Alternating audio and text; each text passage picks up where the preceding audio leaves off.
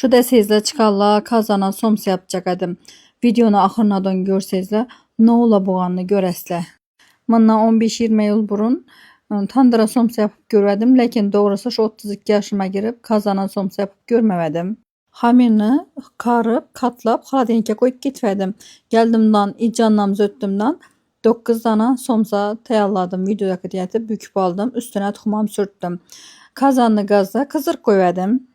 Bismillah dedimden birinci somsamı yapıştırdım. Görtürgallar izli yapıştı. İkinci somsamam yapıştı. Üçüncü somsamam yapıştı. Lakin karasam bir somsa düşüyatır. Hemen şundan başlandı. Yapıştırışa hareket ettim. Qaytadandan yapışmadı. Bəri birəm düşədi bu dedimdən. Yenə başqa somsalarımı yapışda davam ettim. Görtürgallar izleyin. Həmmə somsalarını yapıp buldum. Bir dana somsam düştü.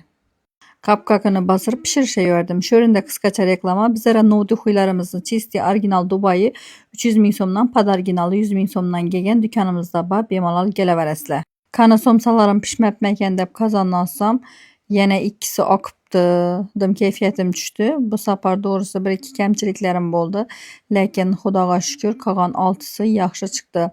Şu çıkan somsalarıma birden 10'aca baxa veringlər. Bu birinci məni somsa pişirişilmədi kazana. Xuda xalası yenə pişirib görəmən. Aytadı ki, yıkılğan görəşə doymaydı da.